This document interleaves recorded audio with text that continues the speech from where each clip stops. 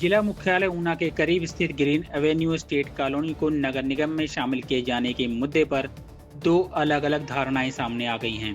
मंगलवार को कॉलोनी के कुछ लोग अतिरिक्त उपायुक्त महेंद्र पाल गुर्जर से मिले और उन्हें ज्ञापन सौंपते हुए नगर निगम में शामिल करने की मांग रखी थी। इसके एक दिन बाद यानी आज रेजिडेंट वेलफेयर एसोसिएशन के पदाधिकारी भी उपायुक्त कार्यालय पहुंचे और उन्होंने भी नगर निगम आयुक्त एवं अतिरिक्त उपायुक्त से मुलाकात की। एसोसिएशन के पदाधिकारियों ने जिला प्रशासन को सौंपे मांग पत्र में कहा कि कॉलोनी की ओर से किसी भी निर्णय को सरकार पर छोड़ दिया गया है और जो भी फैसला होगा उसका स्वागत किया जाएगा। उन्होंने इस बात पर नाराजगी जताई कि कुछ लोग एसोसिएशन को दरकिनार कर प्रशासन को ज्ञापन दे रहे हैं, जबकि कॉलोनी वासियों ने ही संस्था को अपने भले के लिए चुना है। पदाधिकारियों ने कहा कि पहले कॉलोनी को नगर निगम में शामिल करने की अधिसूचना जारी की गई थी तो उन्होंने उसका स्वागत किया था, लेकिन बाद में चुनाव आयोग की आपत्तियों के चलते इसे रद्द कर दिया गया। इस पर भी उन्होंने विरोध नहीं जताया। उन्होंने प्रशासन से अपील की कि भविष्य में कोई भी फैसला लेते समय चुनी हुई संस्था के पदाधिकारियों की राय को नजरअंदाज न किया जाए। आज हम एडीसी साहब से मिलने आए थे कि कॉलोनी के जो डेवलपमेंट के कार्य होने हैं उनसे उनको अवगत करवाने के लिए आए थे। हमने पहले भी उनको मेमोरेंडम दिया था और हमारी कॉलोनी जो पीछे कॉरपोरेशन में शामिल हुई थी तो किसी कारणवश सरकार ने उसके ऊपर स्टे ऑर्डर लगा के उसको रुकवा दिया गया था। तो हम एडीसी साहब से प्रार्थना करने आए हैं कि सरकार का जो भी फैसला होगा, चाहे वो ग्राम पंचायत में रहने के लिए हो, चाहे वो कॉरपोरेशन के में आने का हो, हमें उसमें कोई आपत्ति नहीं है।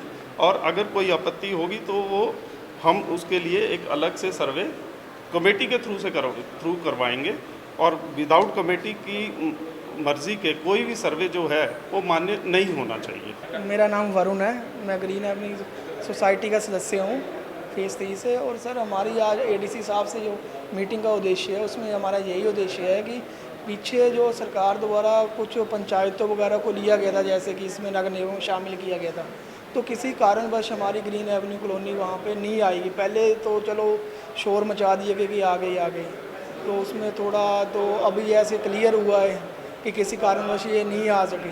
तो हमारा यही निरोध है सभी से कि जो भी यहाँ एडीसी साहब के माध्यम से या ज्ञापन दिया जाए, हमारी कॉलोनी की तरफ से कल कुछ लोगों ने कुछ ज्ञापन दिया गया, उसमें साइन करवा के हम ये उसका विरोध नहीं करते, लेकिन हमारा ये कहना है कि जो वो दिया गया है मेमोरेंडम, वो कमेटी को सूचित कर पता होना चाहिए था, कमेटी के माध्यम से दिया जाना चाहिए था। वो कमेटी के बाहर से आके दिया गया, हम उसका वो है। तो हमारी जनता से यही है कि और सरकार से जैसा सरकार का फैसला होगा हमें मंजूर है। धन्यवाद। उधर नगर निगम आयुक्त एवं अतिरिक्त उपायुक्त महेंद्र पाल गुर्जर ने कहा कि वह किसी की भी बात को अनसुना नहीं कर सकते। यदि कोई व्यक्ति RWA को बाईपास करके उनके पास आता है तो उसकी बात भी सुनी जाएगी, लेकिन निर्णय लेने से पूर्व चुनी हुई संस्था को अवश्य अवगत करवाया जाएगा। जो हमारी ग्रीन एवेन्यू को लेकर कल भी एक प्रतिनिधिमंडल मिला था और आज उसी सेम मांग को लेते हुए कॉलोनी का एक प्रतिनिधिमंडल मिला है, जिन्होंने कहा कि हम आधिकारिक रूप से सोसाइटी के मेंबर हैं और हम चाहते हैं कि हमारी जो इसमें कॉलोनी को है नगर निगम एरिया में ही रखा जाए। तो हमने कल वाले प्रतिनिधिमंडल को भी यही कहा था और आज भी यही कह रहे हैं कि हम इसको जो है माननीय प्रिंसिपल सेक्रेटरी UD हैं उनको आवश्यक कार्रवाई के लिए और उचित जो उनका आगे आदेश होगा उसके लिए प्रेषित करें। तो क्या कारण ऐसा रहा है कि पहले इस कॉलोनी को शामिल किया गया था लेकिन उसके बाद बाहर करना पड़ा? एक्चुअली ये थोड़ा प्रोसीजरल इशू हो गया है। जब इसके ऑब्जेक्शन सुन लिए गए थे और ऑब्जेक्शन जो सारे सुन के सरकार को भेज भी दिया गया था, तभी ये शामिल होने वाला था। लेकिन तभी इलेक्शन कमीशन की जो एक नोटिफिकेशन आ गई कि हम डिलिमिटेशन स्टार्ट कर रहे हैं तो अब नए एरियाज को छेड़ा ना जाए। तो उस स्थिति में क्योंकि इसकी फाइनल अप्रूवल जो है वो मतलब इसमें इलेक्शन कमीशन के बाद हमें डिलीट करनी पड़ी थी। डीसी साहब ने इसको बाहर भी रख दिया था, लेकिन फिर जब इलेक्शन कमीशन से हमें लेटर मिला तो एक शुद्धि पत्र निकाल के हमें उस एरिया को फिर से बाहर निकलना पड़ा। ये और एक रिट खालसा करके बंगाड़ा में भी एक है नगर पंचायत, ये 2 एरिया हमारे रह गया है। तो अभी चूंकि इलेक्शन का भी कुछ शेड्यूल हमें मिला नहीं है या सरकार की तरफ से हमें कोई इसमें उचित आदेश आया नहीं है, तो जैसे ही आदेश आता है तो आपको अवगत करा देंगे। पंजाब केसरी टीवी के लिए ऊना से अमित शर्मा की रिपोर्ट। हमसे जुड़े रहने के लिए हमारे YouTube चैनल को सब्सक्राइब करें और नई वीडियो की नोटिफिकेशन के लिए बेल आइकॉन को दबाएं। अगर आप ये वीडियो Facebook पर देख रहे हैं तो लाइक जरूर करें और ज्यादा से ज्यादा शेयर करें। इसी तरह के और भी अपडेट्स के लिए फॉलो करें हमारा Instagram पेज himachal.k3।